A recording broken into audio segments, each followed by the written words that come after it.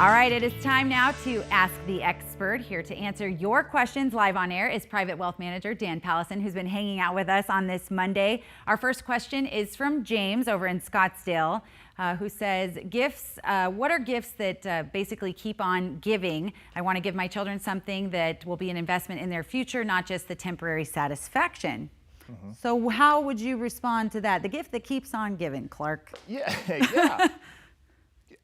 Giving feels good, and being able to give itself can be a gift. And so with kids, ask them what they're into. Sure. You know, are they passionate about animals? Are they passionate about helping other children? And making donations in the name of your children or matching a donation that they might make is a way for them to see their gift impact the lives of others and others and others and continue on. I love that. Okay, there you go, James. All right, Alex in Tempe is asking, what tools do you recommend for budgeting? Do you have an Excel spreadsheet format recommendations? Kind of hard if you just hit Google. Like, what would you recommend? Yeah. I'm a spreadsheet person. I love spreadsheets, but I know mint.com is a free and large platform to use where you can link up your cards and track what you're spending directly. Oh, nice to do it digitally. Honeydew Okay. is an app. Not to be confused with Honey-Do List. Yeah. Honeydew is an app for couples. Sure. Where both parties can decide what the other person can see as they're starting to blend finances. Okay. So that's a good one for newlyweds or people that are starting to blend finances. Okay, a couple of good suggestions there. And my tip is another one, third.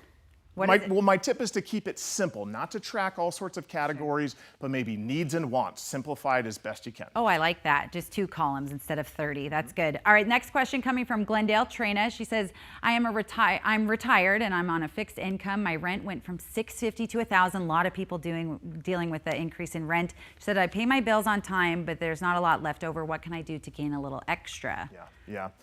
Yeah, this is difficult. I mean, there's a lot of hard decisions that have to be made as we see prices increase across the board. And so what I encourage people to think of is, rather than feeling like you're spending less, but try to look at what are you allowing your future self to have. And so if you do have to cut corners here, it's because your future self gets to enjoy things down the road. And so it's shifting our mindset around spending less to be able to live within our means. Okay, wonderful. Last question is from Cindy over in Gilbert. She says, I'm a proud grandma, Nana, of 7. Last November, she was laid off and I'm working now at least less than 50% of what I was making. Are gift cards okay? I love seeing them, open presents, just can't do what I could do before. Yeah. So what do you recommend there? Yeah, Cindy, nothing better than seeing your grandkids open presents. And so kids love gift cards. It's okay to give them gift cards.